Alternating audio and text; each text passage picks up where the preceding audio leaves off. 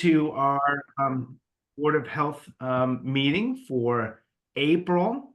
And it's my pleasure to have this be my first board meeting as the chair. So I get to call this to order.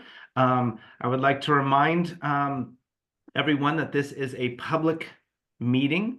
And so it is both recorded, it is open to the public. And so it is important for us all to be aware of that. Our first item of action is to review the board agenda, which you have all received from Krista this past week, and hopefully reviewed ahead of time. If I can get a motion and a second for us to vote on the agenda. This is Leanne. Thank you, Leanne. Is that a motion? Thank you. Can I get a second? I second, Betsy. Betsy, thank you for a second. Can I get all in favor of accepting the board agenda as stated? And I can see hands for most of our board members. And an aye or two. And is there anybody opposed? All right, we'll accept the agenda. In accordance with the State Government Ethics Act, it is the duty of every board member to avoid both conflicts of interest and appearance of conflict as agenda items come up. All right, our next item is the review of our March 2025 board meeting minutes, which also you have received ahead of time. If you want to take a moment to review them, and if there is any suggestions or needs for edits, we'll take them now.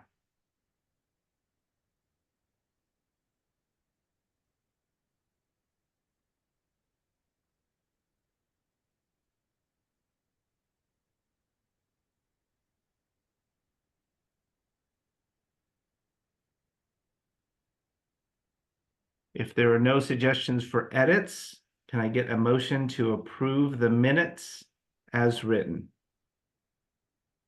This is Greg, so approved. Thank you, Greg. Can I get a second? And this Second. is Casey. Oh, So I'll take the second from Martha. Thank you. Is there, can I get a vote for approval for the minutes as written? I see hands. I need verbals from the rest. Aye. All right. Is there any opposed? All right. So the minutes are accepted as written. Thank you. All right. So our next agenda is our committee presentation and updates. And we'll go in order as per the agenda. So the first is the Community Opportunity Committee presented by Martha Salyers. Hi, everyone. And we had the Benefits Committee meeting just a few minutes ago. Most of the meeting was an excellent presentation by Heather Ramsey, who leads the staff development arm of the benefits part of Human Services. And we've heard about their program before, but they've developed a very robust training compendium, which not only do 70 of the 100 North Carolina counties participate in and enjoy, but of the over 250 parts of the compendium would include trainings, resources, updates, a newsletter, and so on. The state participates, or they eavesdrop at least. I think that Buncombe, this is yet another thing. As long as I've been on this board, I just find out about more and more programs that are not just robust, but are path-breaking and are very, very much in the vanguard of helping develop and improve public health and human services in this state. An aside is that Buncombe has developed this and has invited our fellow counties to take advantage of it, and the state does not support it in any way. just wanted to make sure that we all know that. So thanks again to Heather and her staff and their incredible work. Might also add that this training, making the trainings available and making sure that they're top notch is an excellent recruiting and retention tool.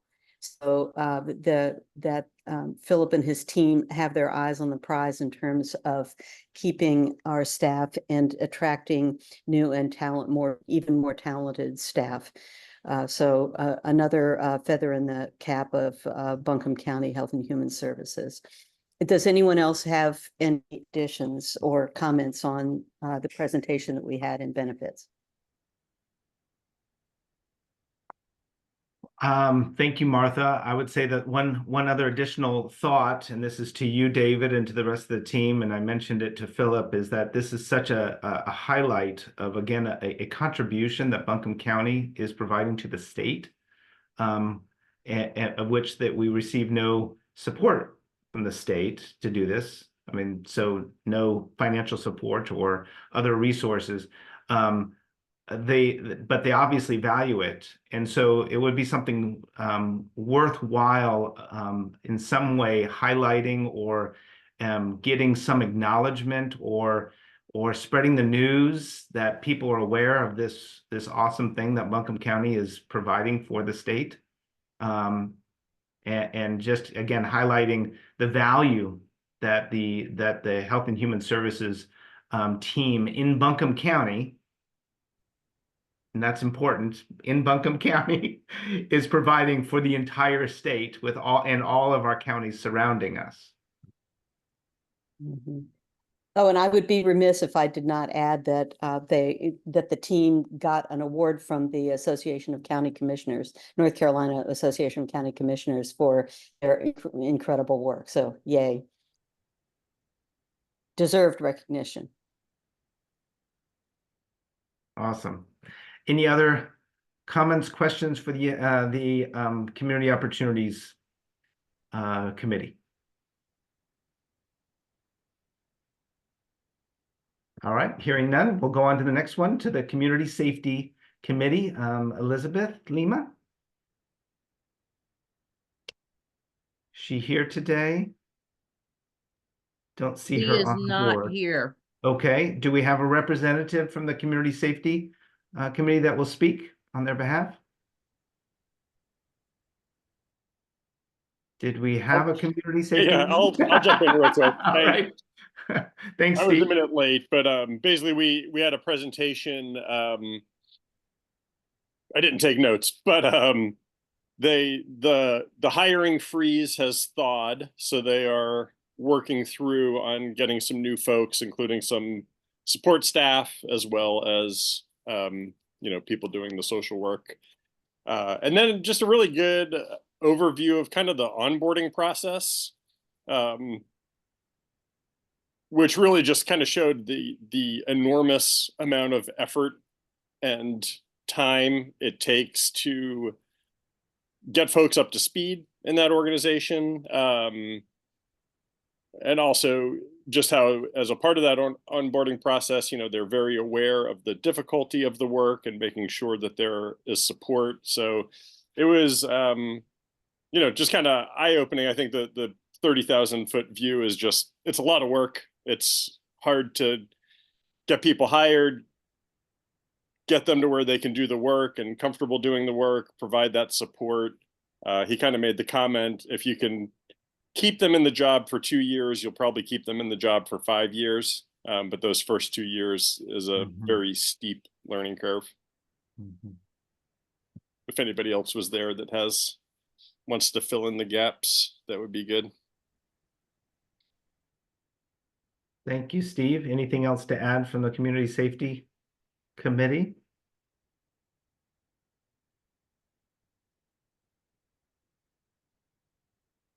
Okay, hearing none, we'll move on to Community Health Committee. Savannah Lamb? Hey guys. So first we did an update on the measles outbreak. We have no cases in North Carolina. Our vaccine rate here in Buncombe County is above the threshold where we have herd immunity. We're about 6% unvaccinated. So we just need to be aware that if there was an outbreak, we need to be thinking about, having proper staff members that are vaccinated, caring for those people, and doing the precautions for contagion. But there again, no cases in North Carolina. Next, we talked about the Casper Rapid Needs Assessment post-Helene. The county was all set to move forward and start the Casper assessment on April 3rd and 4th. But on April 2nd, the CDC leadership was here in Buncombe County and like already in their hotel rooms prepping, and were notified that their positions were terminated. So we lost our leadership, so we were not able to move forward with the Casper assessment. However, our wonderful county leaders here have found other leadership to guide us through this process, and we are hoping to have it done by June. Next, we talked about the budget and the commissioners meeting earlier this week that talked about the budget and how we are going to reduce spending. There'll be no new positions for the next year. But like Steve said, we are unfreezing some of the positions that were frozen. We talked about the proposed small tax increase, no new capital projects, and reducing operations cost, which will mean decreasing travel, decreasing training, decreasing supplies. There will be some service reductions as well. The county's already running, on a bare bones budget, so any cuts to training and those kinds of things will hurt. Yeah. Anything else I left off? Good job, Thank Savannah. you. Thank Thank you. you, Savannah. Any questions for the Community Health Working Group? All right, great job, everyone. Thank you so much for those program committee updates. So the next agenda item we'll move on to is our report on the Child Fatality Protection Team by Dr. Mullendor. Oh, sorry, my computer's being a little slow. Here we go. All right, I'm going to share my screen.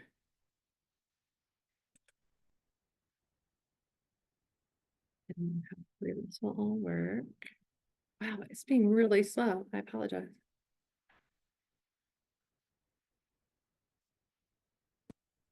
Any day now. There we go. All right, so I'm here in my capacity as team chair for what is currently still called the Buncombe County Community Child Protection Team, Child Fatality Prevention Team. I think Krista sent out a report earlier this week, and I'm going to be covering key points from that report. So, just some background. So our local team is part of a statewide child fatality prevention system. And it's laid out in statute what the purpose of this system is. And essentially it is to review all the records of deaths from children from birth through age 18 who are North Carolina residents at the time of their deaths. And with respect to those cases, to study that data and prevention strategies related to child abuse, neglect, and death, and utilizing multidisciplinary teams. The goal is to do these 5 things. So to develop a community-wide approach to child abuse and neglect, to understand the causes and contributing factors of childhood deaths, to identify gaps or deficiencies in service delivery, specifically for agencies that provide services to children and families, to identify and assist in helping implement evidence-driven strategies to prevent child death and promote child well-being. And that statement actually is new after the 2023 legislation changes. So I noticed that was an addition to the purpose. And then to make and implement recommendations for changes to laws, rules, and policies to help support children and prevent future child abuse, neglect, and death. And as I implied earlier, there's some changes happening.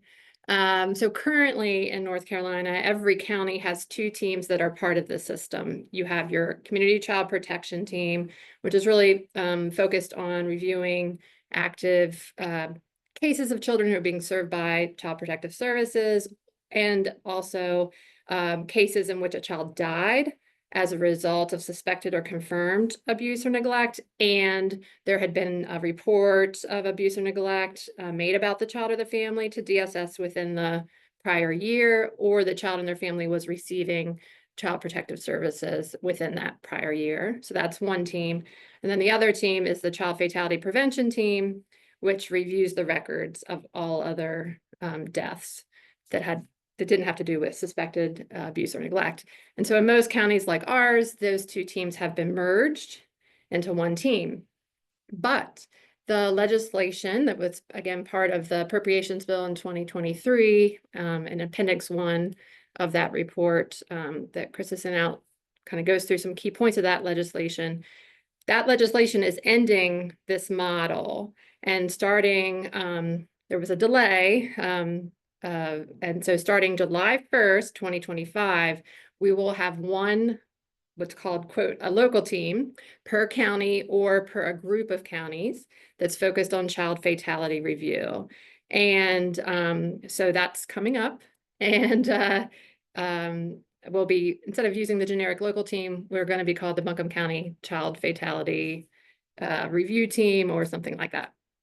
And it's important also to note that there's a significant lag. So we review deaths that occurred the prior calendar year. So in 2024, we were reviewing deaths that occurred in 2023, and they're sent to us quarterly, again, based on the quarter of death, of a quarter of the year that the death occurred. And I'm going to share some slides about the data in a few, but first, I wanted to just talk about why am I giving you this report? You know, what's the role of the HHS board in all this child fatality prevention system?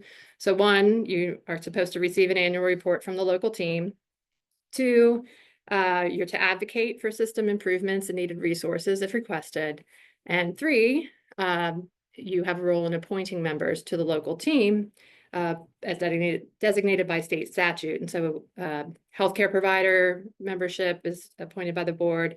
And the other thing that's appointed by the board chair is the representative from the HHS board to our team. And we are hoping that that will happen today, because Jacqueline Hallam had been the representative, but has transitioned off the HHS board and therefore transitioned off the child fatality prevention team. And Appendix 2 in the report shows all the mandated members, their appointing authority, and the specific individuals who are filling those roles on the team as of this month. So now I'm going to go into some of the data.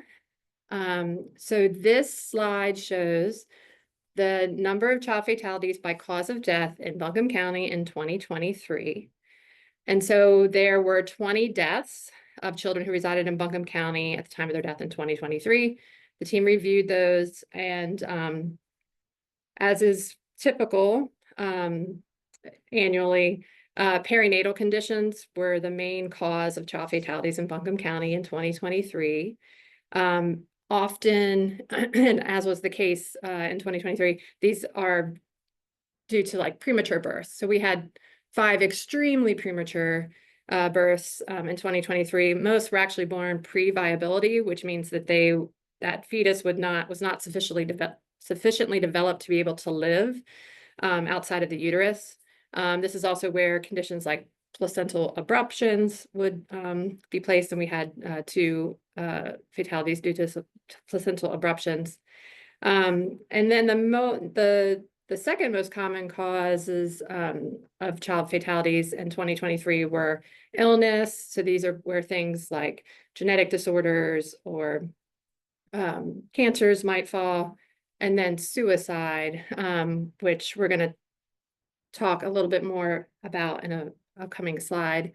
The fatalities due to accidents, we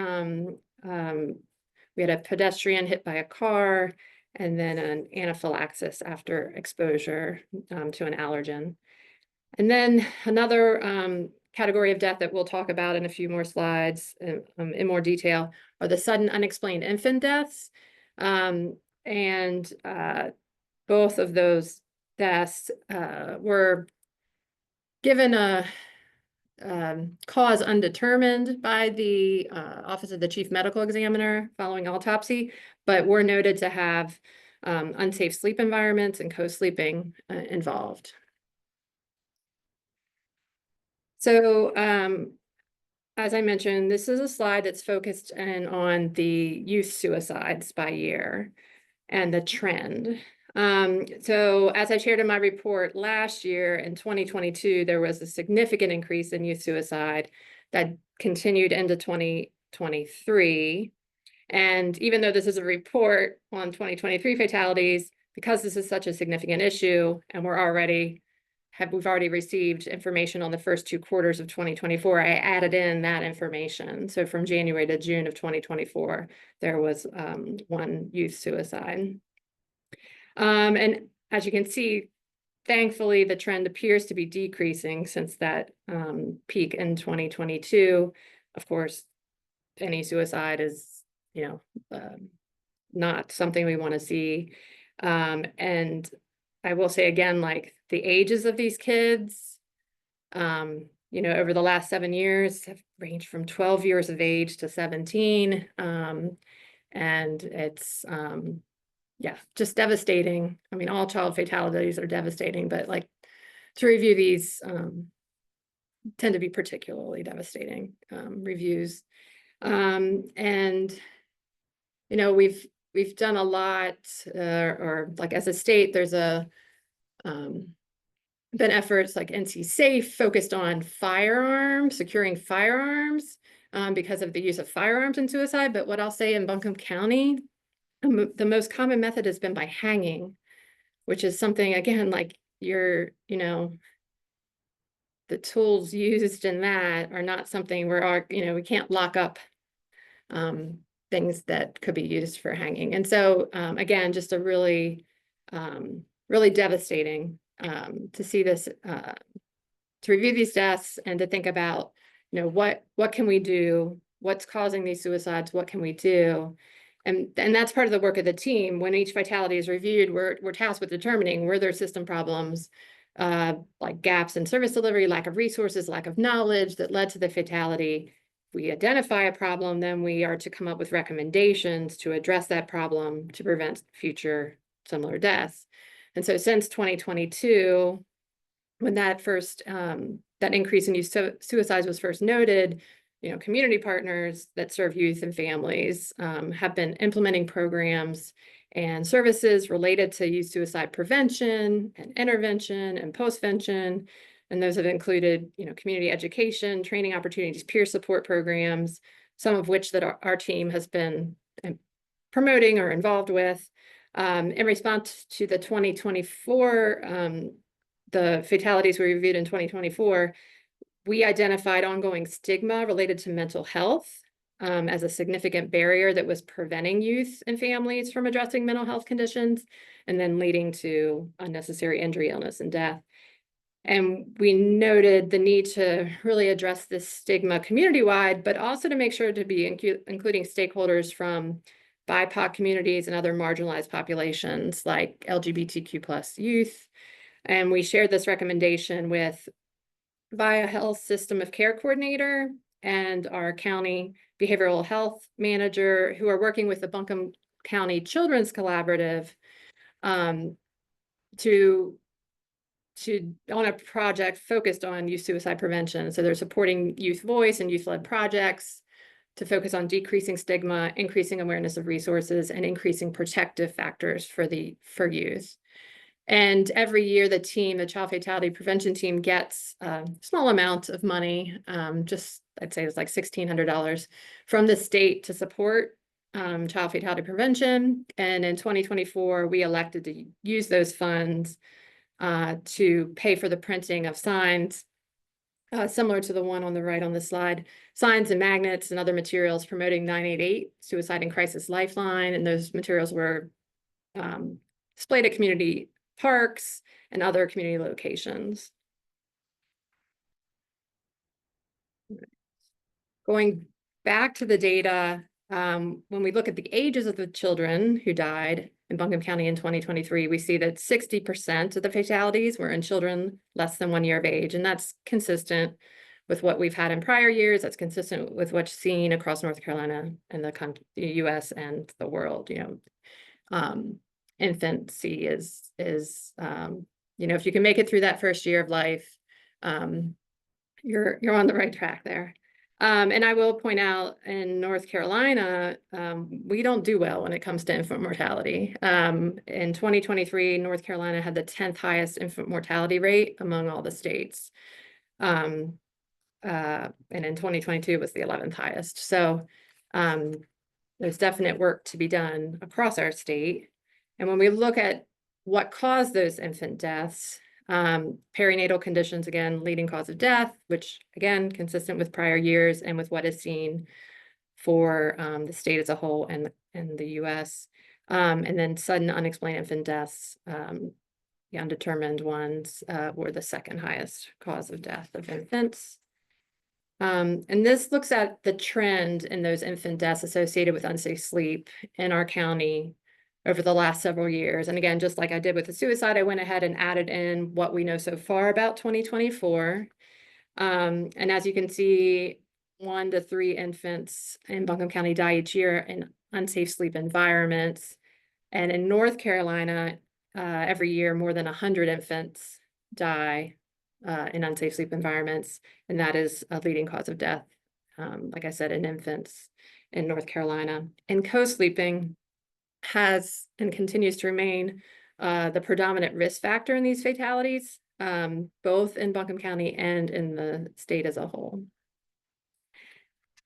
And, the state team that looks at fatalities and local teams, we repeatedly identify the need to prioritize statewide efforts to educate parents and caregivers and healthcare providers and everyone else on how to prevent unsafe sleep-related deaths.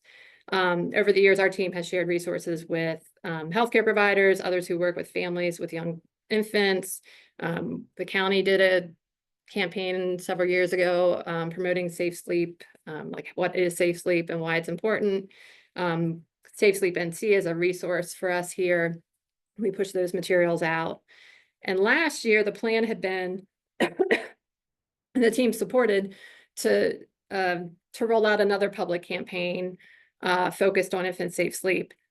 That was supposed to roll out in October 2024. Well, we all know what happened right before that, right? And so Hurricane Helene disrupted plans for that campaign. And of course, our communications team at the county has been working, pretty much really focused on that.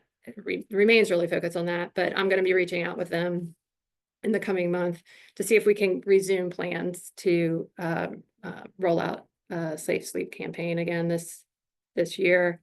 The other thing last year, so Henderson County is participating with Safe Sleep NC on a pilot project focused on safe sleep, and they sponsored a training for first responders. So the thought is that if first responders can be trained on infant safe sleep, when they go into a house for any sort of call, right, they can assess and provide guidance and resources to caregivers about safe sleep when they're just in the home for whatever purpose. And so there was a safe sleep training, again, scheduled for October. That got moved to March, and it was promoted. I don't know if or how many first responders in Buncombe County attended, but that was something that we recommended as a team. The other recommendation from our team was support for paid family leave. So paid family leave is associated with reductions in infant mortality, but is something that many parents in the US still lack. We know that paid family leave improves children's health it's shown to reduce infant mortality rates. It improves breastfeeding initiation, especially among low-income mothers. It improves breastfeeding continuation rates, and it helps reduce rates of child child maltreatment and neglect. And so our recommendation was for Ellis, as our health director, to advocate for paid family leave to be added to the legislative advocacy priority list of the North Carolina Association of Local Health Directors. And the team also recommended that the county's leadership advocate for paid family leave to be added to the county's legislative priorities and potentially the North Carolina Association of County Commissioners legislative priorities. Moving back to the data that for 2023, this looks at fatalities by race and ethnicity. And so let me take a drink real quick here. So we know that according to the US Census, Black individuals make up about 6% of the county's population. But as you can see from this slide, we have 15% of our child fatalities in 2023 were in Black children. And so while this is better than it was last year, or in 2022, when Black children made up 31% of child fatalities, there's still a disproportionate impact on the Black population of Buncombe County. And we're going to explore that a little further on the next slide with regards to infant mortality. And again, that disproportionate impact was also seen on the Hispanic Latino population of the county, as well as the Native Hawaiian, Pacific Islander, and American Indian Alaska Native populations. And you know, these racial and ethnic disparities in infant mortality and mortality as, you know, outcomes across the board are pretty consistent, of course, with what we see across North Carolina and the United States. And then when we look at infant mortality, and we're looking at racial disparities, Buncombe County's public health team that's involved with the community health assessment and community health improvement plan, they've been tracking the infant mortality disparity ratio between Black and white babies. And that's something the state also follows and publishes. And so again, infant mortality data, they tend to look at 5-year chunks just because of the number of children and to make it more statistically significant. So they're looking at the 2019 to 2023 period. The infant mortality disparity ratio in North Carolina increased slightly from what it was for the prior 5-year period. It had been 2.63, it increased to 2.74. During that same 5-year period, Buncombe County also had an increased infant mortality ratio. It went from 2.36 to now 2.96, which means that in Buncombe County, Black infants are approximately 3 times more likely to die before their first birthday than white infants. And we've been following this. Clearly, a disparity ratio of any size is not what we want, and one that is worsening is clearly not something we want to see. And so, you know,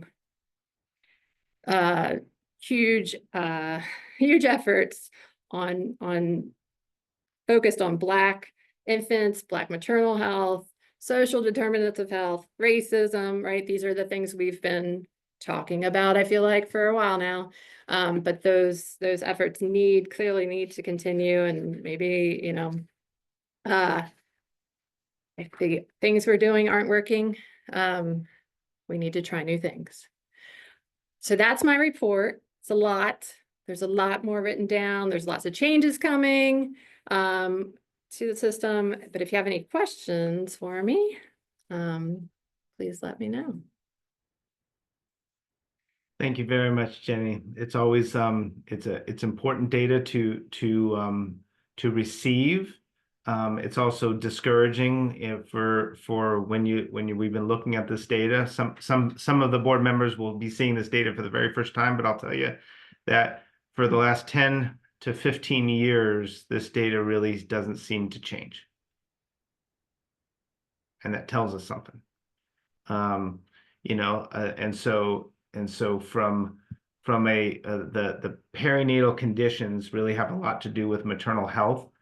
And it's maternal health prior to pregnancy that really is the ability to actually get different outcomes happens even before a woman is pregnant, to reduce those risks.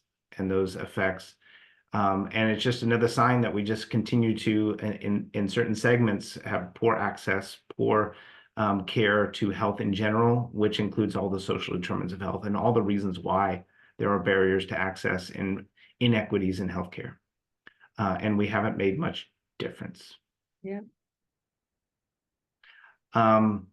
Any questions for Dr. Mullendor? I would just like to speak up regarding suicide, and perhaps state the obvious. You know, suicides occur in isolation. Sometimes they occur as a result of mental illness, and they may actually be receiving treatment and care. So it can occur even in those settings. But obviously, it's going to occur less likely if people have access to mental health care. We need to kind of continue that, remember that. I would also say that in that isolation, people are at greater risk when they are marginalized, and when they are victimized, whether that is physical, emotional, sexual, or cultural victimization. So in an attempt to want to eliminate suicide, we also have to understand where suicides occur, what increases the likelihood of suicides, and try to curtail the isolation that is, I think, the major driving cause of why people take their own lives.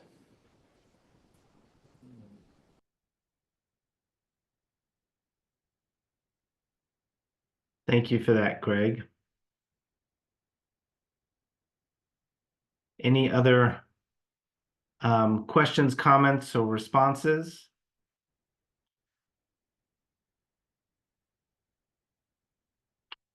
Jenny, I noticed that you mentioned it in your report, as well as it's in your official report, that there was a vacancy for the position. Is that something that we need to take care of today, or is it something that we will put on a board meeting for next time? You have the power, Dan. You are the appointing authority. So you don't have- remind me, we have appointed already a doctor within the past year. This is this is for we need a rep from the HHS board. so an active current board member Yes. has to be And I did regardless of their speak with background. somebody, Regardless of their background? regardless of their background. And I think it's really, Okay. again, to tie the board to Okay. the work of the team. If there is someone who is eager and has already thought about this and was aware of this opportunity, I would encourage them to come forward. Yeah, so this is Casey. When we found out about Jacqueline having to step off, I reached out to Jenny to kind of inquire a little bit about what involvement would look like. Again, it is difficult subject material, but I think it's important material, and I'm interested in helping with that work. So we've talked a little bit about my openness to being our representative in this committee. Awesome. Thank you, Casey. So I'll take that as a self-nomination. Yes. So Kurt, you have to tell me, can we call a vote for this position, or do we have to have it officially on the agenda, or how do we go about this? And Kurt, just so you know, again, the statute just says it's appointed by the chair of the HHS board. Right. Okay, well, I would believe that the chair could make that appointment himself. I just wanted to, if you could give me a second and let me pull up our rules of procedure about Yeah. adding something to the agenda, just to make sure we're not running afoul of that. If you would like to hold Yeah, this matter. and I will, yeah, while you're looking there, I'll just call and see if is there anybody else who is interested in this opportunity for this next year. And how long is it an appointment for? Is it a 1 year, 2 year, 3 No, year? it's as long as there's no term limit. So it's essentially because Casey could be on it as long as she's on the board, or as long as she's she on wants board. to. Okay. Or she gets tired of you. Or yes. Okay. Is there any other interest?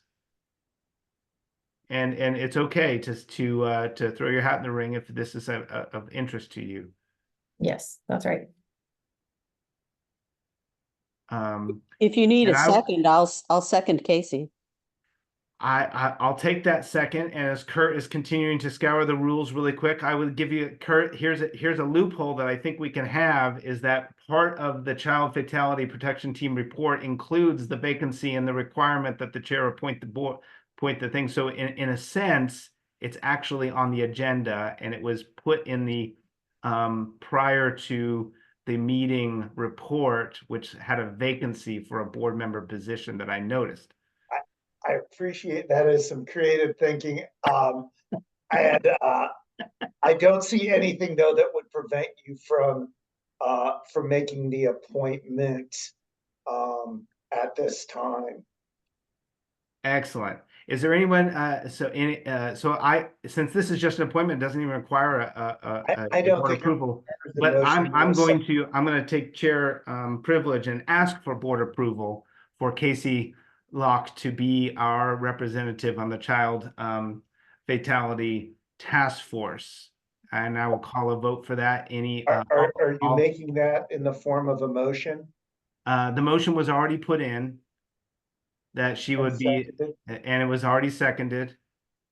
Then let's vote on the motion that so- was put in and seconded. Yep. Yeah. All in favor? All in favor? Aye. Any opposed?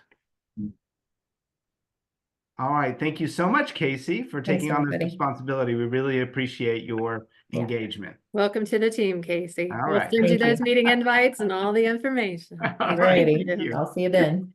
Wonderful. All right. So we're going to go ahead and move on to our next topic. And that is our health billing guide and fee schedule, in which this will require the board approval. This is one of our responsibilities, is to approve the fee schedule for both the health and human services in the clinical operations, as well as environmental services. So I'm going to pass it over to Paul Watson.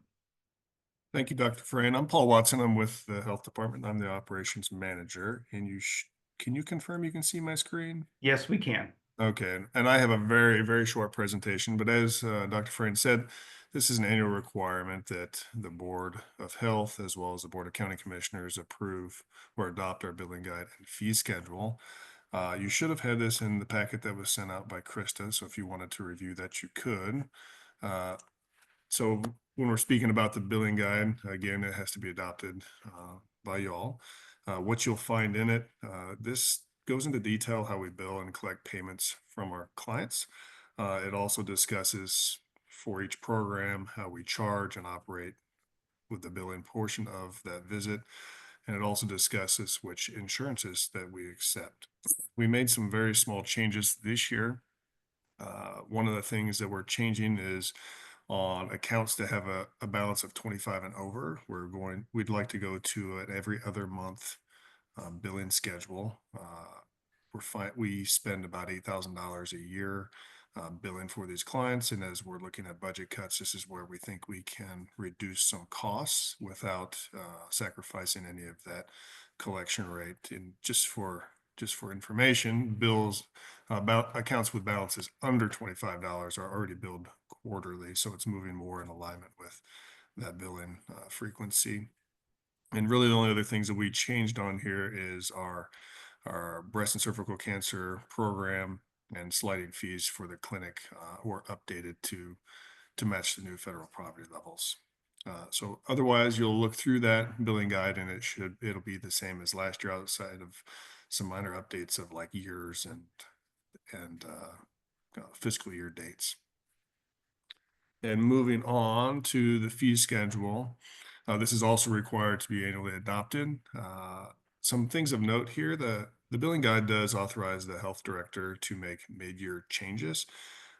This was adopted probably about 5 years ago to allow us to stay up with, as Medicaid and other insurance rates are increasing, it helps us maximize our reimbursement rates from those third parties. The last time Ellis had adopted some new rates was on March 26th, so about a month ago. How do we set our rates? Our rates are generally set based on Medicaid and commercial reimbursement rates. So we just try to stay in line with those. And then we do an annual market review of other health departments to see what their rates are to make sure that we're in line with the surrounding counties. The fee schedule that you have in front of you, you'll see two columns. One is the FY25, that is the amount that you guys adopted last year, and then the FY26 is the amount that you're going to be adopting this year after you put this to a vote.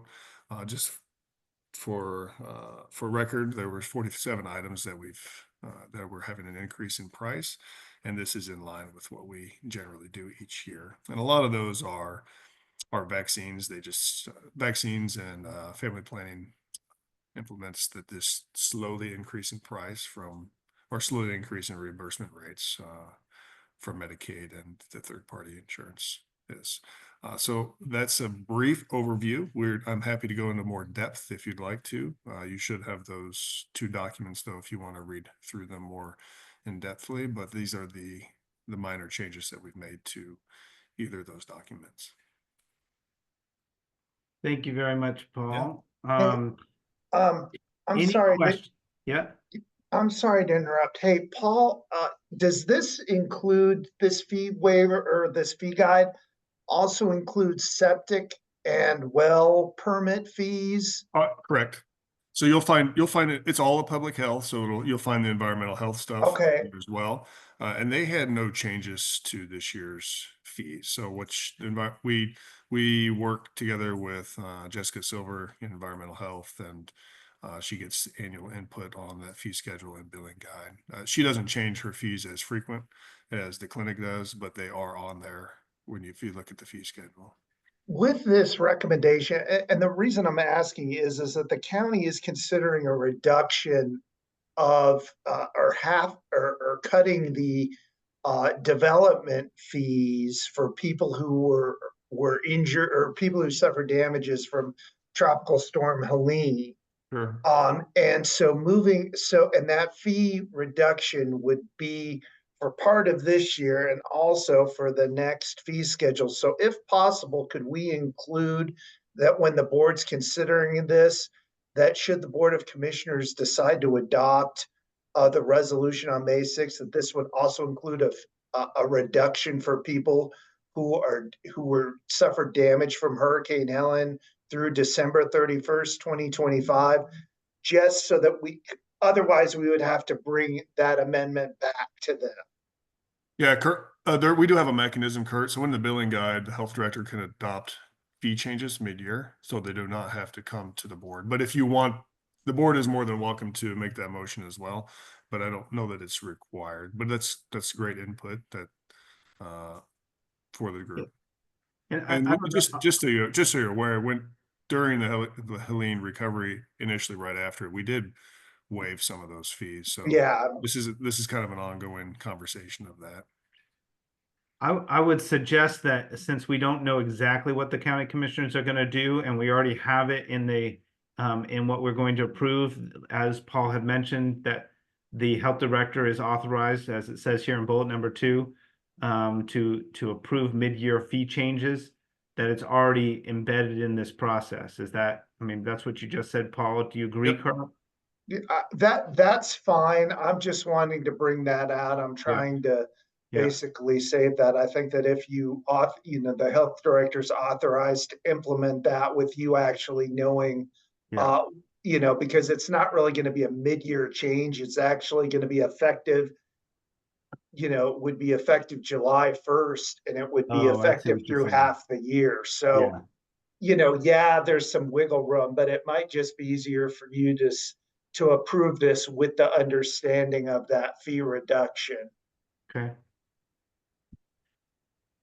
Any other comments, questions, concerns from board members about the fee schedules? There was a lot of information that was sent to us beforehand. Anything It is a lot that anybody struck out?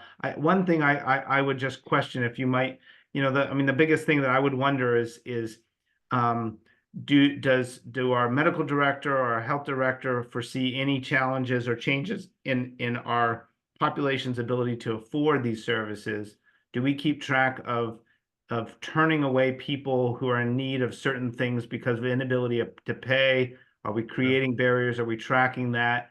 Do we know, are our systems equitably priced to achieve That's the a result? great question. So we do have a sliding fee scale that's just based on federal poverty level, and then we also we do not turn anyone away. So it's required by state programming that we provide services to anyone that comes into our building.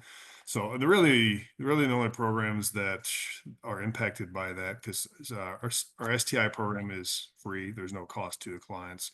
Our BSEP program, breast cervical cancer program, is free to clients. So the only two programs really that are impacted are family planning and immunizations. So family planning, a lot of our clients either have insurance or are zero pay because they're sliding to zero, but we do not turn anyone away. And if they do have fees, we allow them to have payment plans if that's something that is necessary, or in worst case scenario, they will have a balance on their account, and if they can never pay it, then it just never gets paid.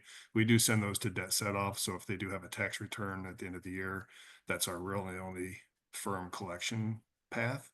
For immunizations, we have a lot of patients assistance programs. So if they're unable to pay or don't have insurance, we can usually find a vaccine that no cost to them based on their income to get them vaccinated with needed vaccines. Excellent. Yeah. Thank you for Definitely. that information. All right. So any other questions or discussion? And if not, I'll need a motion to adopt the 2026 fee schedule as presented. Can you also include that as presented and also approve any or recommended fee reductions for individuals for residential structures that were damaged by Tropical Storm Helene through December 31st, 2025, All right, who's going to make that motion? or as stated? As stated. I'll make the motion as stated, but I'm not going to repeat everything. All right, Steve, we will accept that we haven't recorded. So Steve has made the motion to accept this fee schedule with the additions for the reductions as stated. Can I get a second? I'll second. Jennifer Horton. Thank you, Jennifer. We have a second. Any further discussion? All right, all in favor by sign of hands or an eye. Excellent. And for the record, Martha Salyer had to jump off prior to this vote, but she gave me her assent. So she counts in the vote as an aye. Any opposed? All right, and I believe that this motion carries. Thank you all. Appreciate you. Thank you, Paul. All right, we're moving along and we're getting to the final pieces of here of our agenda. The next one is that we have a couple of open board positions. I believe we have 4, if I'm correct. That we have a required social work position, we have a required engineer position, and we have 2 community at large positions. Is that correct? That is correct. Yes. So because we had a couple of our longstanding wonderful board members turn off this past month, we do have an interested applicant to come onto the board. Her name is Donna Mann, and she has a social work background. David, were you able to verify whether she would qualify for the social work required position, or would she be a community at large? Yes, she can qualify as our designated social worker. Great. Great. So the executive committee met with her, with Ms. Mann. Let me just pull up her information. So She has a master's degree in social work and 26 years of experience in medical social work, 5 years working in foster care. She has been living in Buncombe County for, I believe, 8 years. She is retired. She no longer has her active social work license in North Carolina, and that's why we had to ask that question. But she would count based on her experience to fill that vacancy.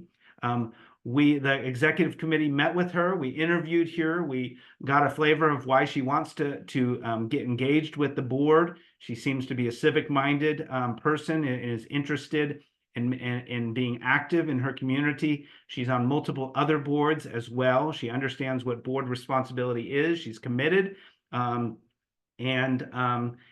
she seems to be would be a positive contribution to this board. So we had no concerns about her coming onto this board, and so the executive committee presents her to this board for nomination.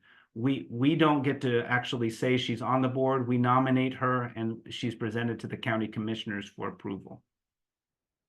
Just as a reminder how that process works. So I'm presenting her from the executive committee as a nomination for the board. Any questions or concerns, if anybody knows her?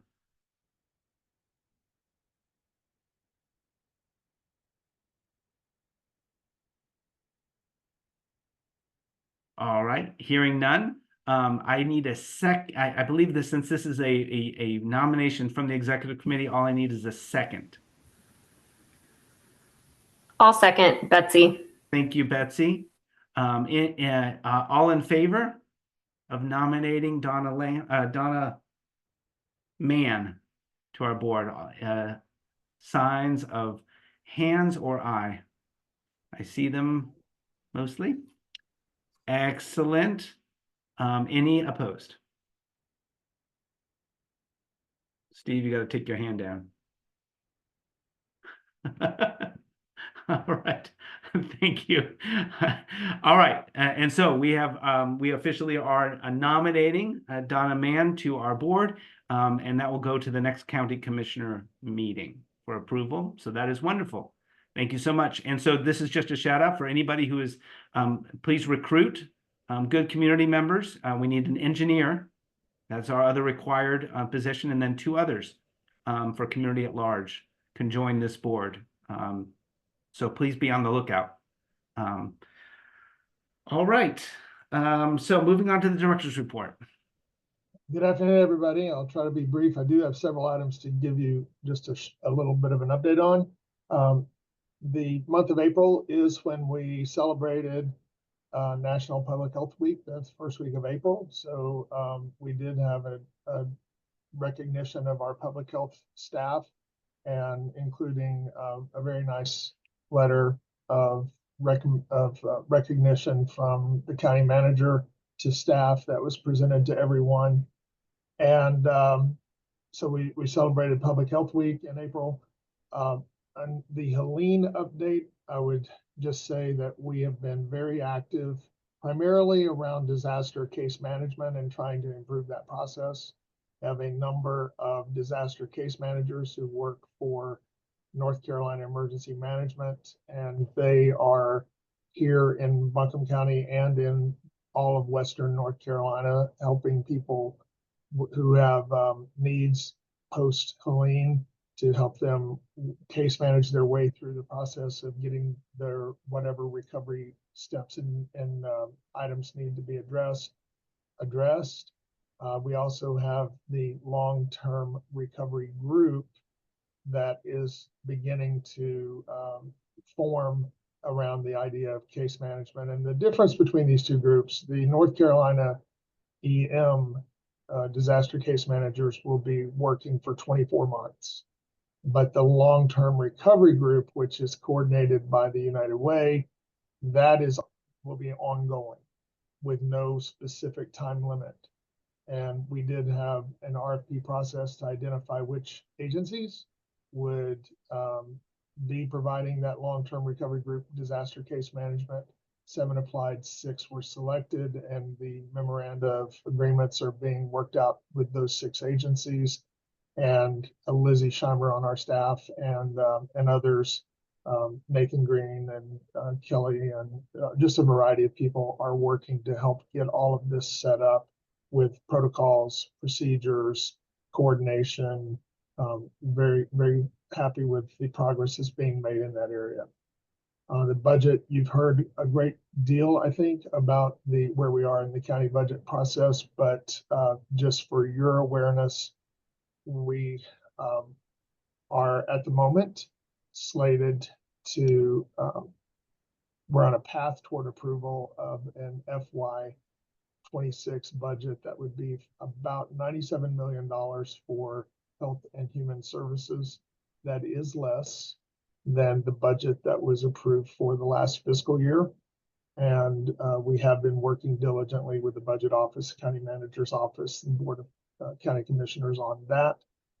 So there have been places where we've had to make some reductions in order to fit inside the revenue profile that we're facing post-Helene. But that is not a final budget yet, but it's going, progress is being made toward getting finalized.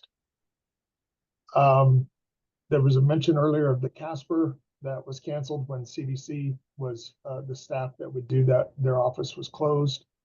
We had a planning meeting yesterday. The health department had planning meeting yesterday with North Carolina Department of Health and Human Services EPI section.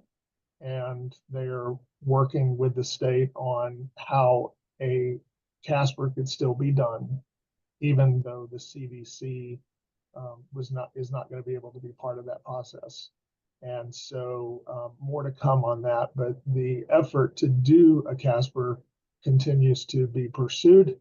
And if we're able to do it, a consultant that's been identified by the department, North Carolina Department of Health and Human Services EPI section, as a consultant who has formerly worked for the North Carolina Institute of Public Health Preparedness at UNC, and he will potentially be able to help us with the analysis and things that need to be done around that. We did get a new grant to pursue economic mobility and to expand, rebrand, and expand and revise the STEP program, the Skills Training and Employment Program that operates out of Economic Services. We got a grant from the Gates Foundation that will let us receive about $20,000 plus technical assistance and coordination to help us work through that effort. We're excited about the opportunity to revitalize STEP and rebrand it into something bigger and better and promote it, make people more aware of opportunities to get skills training. We do have post-Helene here a 6.2% unemployment rate currently, which is twice what it was a year ago today. And so anything we can do to give people better skills and training to help them get higher paying jobs or get jobs, I think is going to be of a benefit to the community. So we're grateful for that opportunity. We were just awarded a little over a week ago. And so because of that, I'll just go ahead and let you know I will not be present at our next board meeting because I will be in Baltimore with Sybil Tate in the county manager's office. We will be attending a meeting related to this grant in Baltimore on our next meeting date. Finally, there were some things that you had asked me to keep you apprised of developments on the national level. And there were a few items that I sent to you over the past month.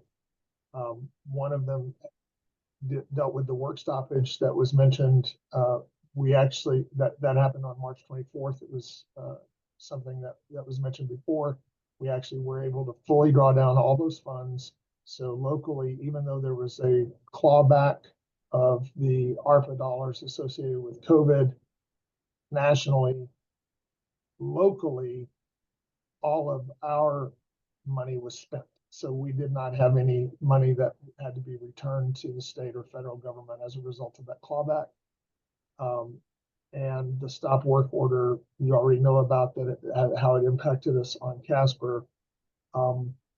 There have been some other publicized proposed cuts at the federal level. I circulated that out to you in the past, I think a day or two ago. We received that notice of advocacy from US Aging through Land of Sky, and wanted to just share that with you for your awareness.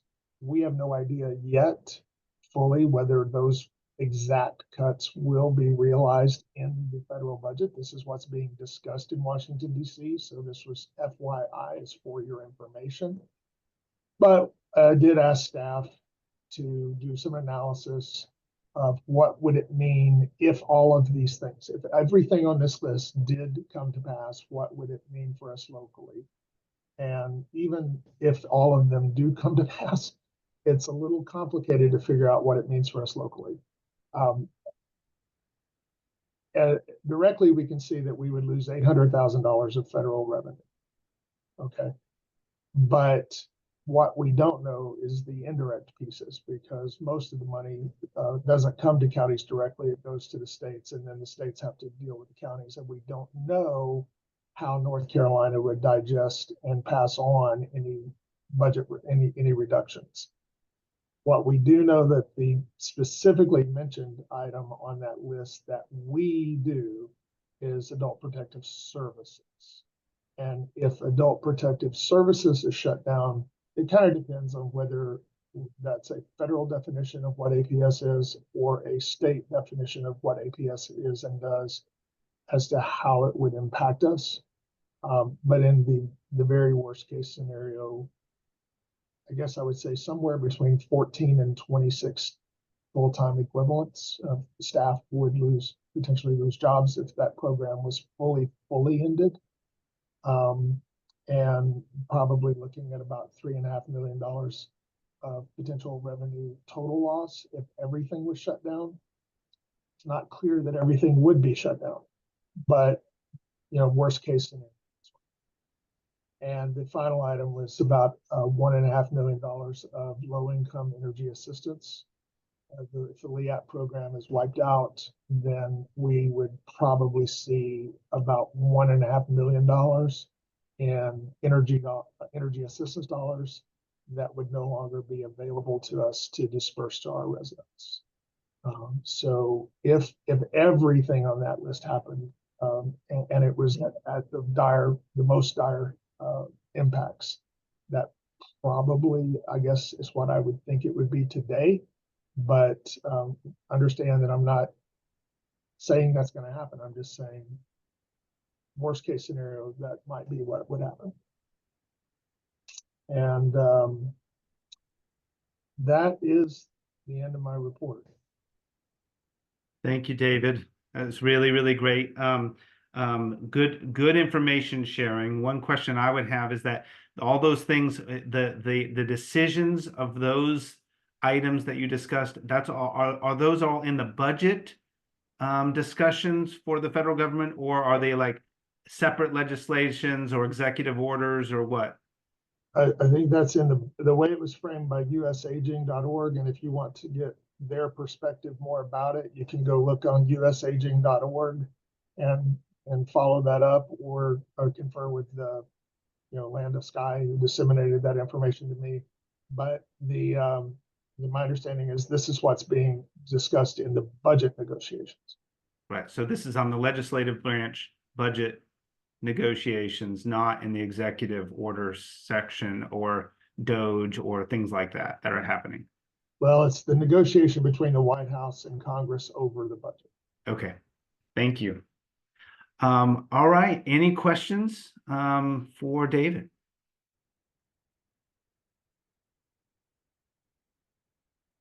Getting down to our diehards here. Thank you so much, David.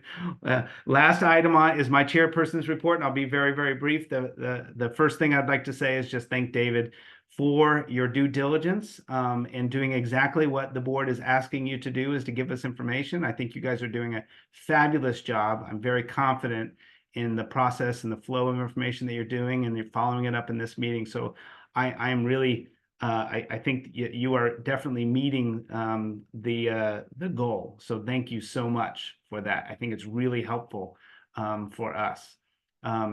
The other item that I'd have is that a last meeting out of the community health group, there was a decision to send a letter to our state legislators advocating for House Bill 197. It's in the minutes about our local communicable disease programs and funds. So I have these letters here on my desk to sign as a representative, as the chair of the board. I don't know, did these letters get sent to everyone? I didn't see them in, Krista, in your packet of all the things that you sent for this meeting. I did not send them, but I can send them to each board member. Great. So again, this is an advocacy. I will be sending this letter to Representative Brian Turner, to Senator Warren Daniel, to Representative Lindsay Prather, to Representative Eric Ager, and Senator Julie Mayfield. And again, this is advocating for support of House Bill 197, the local communicable disease programs and funds that we discussed last meeting. All righty, and I'm going to try really hard to see if we can't get this meeting down to the 1:30 mark. It's hard. It's a lot of good information, and we actually intentionally even didn't add more things to this agenda in our executive meeting to try to keep that. But it's just a lot of good information. So thank you all for sticking into it. And that's one of my goals, is to try to get us to be more tight, and so we can get, because it's a lot. So thank you all. I appreciate you all, and bear with me as I take on this new position, responsibility, and navigating it. And I will take a motion for adjournment. I make the motion, Jennifer. Thank you. All in favor can sign off. Thank you very much. Have a wonderful week.